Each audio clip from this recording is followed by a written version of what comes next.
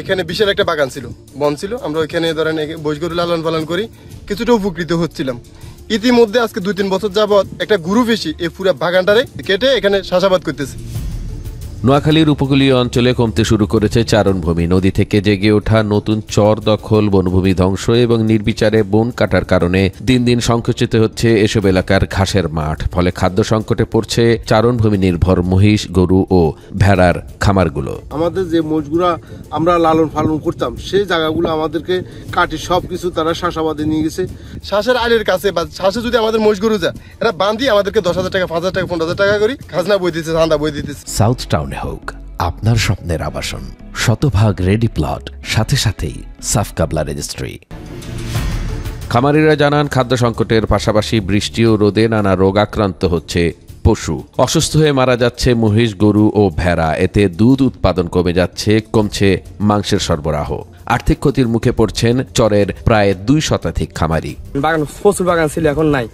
এখন আমাদের বসগুলো আগে ওইখানে বাগান ছিল, এখন থাকতে পারে অনেক রোদ পড়তেছে, বসগুলো অনেক রোগ আসতেছে, আমাদের রোগ আসতেছে, রোগ আমাদের অনেক বসগুলো মরে গেছে।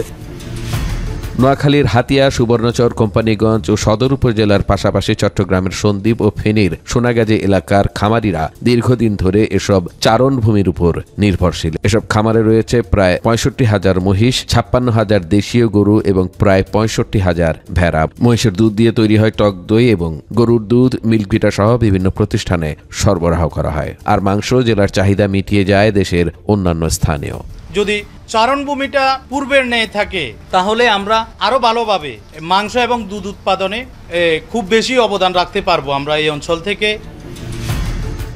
তবে খামারিরা বলেন, এখন সবচেয়ে বড় সমস্যা হচ্ছে চারণভূমির সংকট। হাতিয়ার স্বর্ণদ্বীপই ছিল তাদের প্রধান ভরসা, কিন্তু গত কয়েক বছর রাতের আধারে মাটির কিল্লা ও বনভূমি কেটে নতুন জেগে ওঠা বিস্তীর্ণ চর দখল করেছে অচেনা ভূমিদস্যুরা। ফলে পর্যাপ্ত ঘাস না পাওয়ায় খাদ্য সংকটে পড়ছে গবাদি পশু।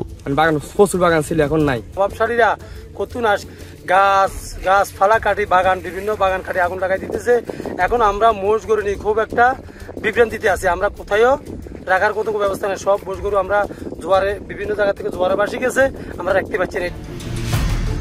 অনেকে খামার সরিয়ে নিতে বাধ্য হয়েছেন সন্দ্বীপের উজিরচর, স্বর্ণচর ও কোম্পানিগঞ্জে, কিন্তু সেখানেও মিলছে না ঘাস।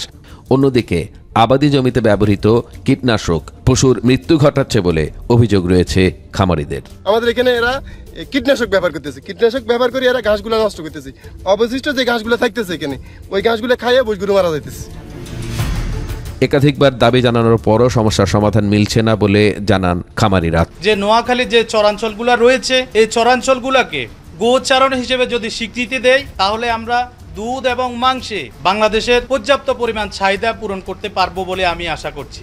আমরা সরকার কাছে আবেদন করতেছি যে বাগানগুলা কাটছে এই বাগানগুলো আবার বাগান করি, যে আমাদেরকে গরু মোষ রাখার জন্য এখানে জায়গার ব্যবস্থা করে দিতে হবে।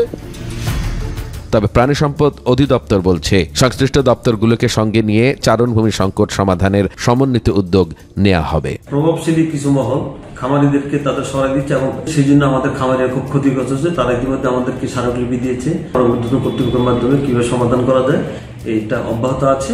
এছাড়াও আমাদের নোয়াখালী দক্ষিণাঞ্চল এবং চরাঞ্চলগুলিতে যে নতুন চর জেগে উঠছে, চারণভূমি হিসেবে ব্যবহার করতে পারি, এটা আমাদের কর্তৃপক্ষের মাধ্যমে ব্যবস্থা গ্রহণ করার জন্য আমরা প্রশাসনকে সাথে নিয়ে আমরা কাজ করছি।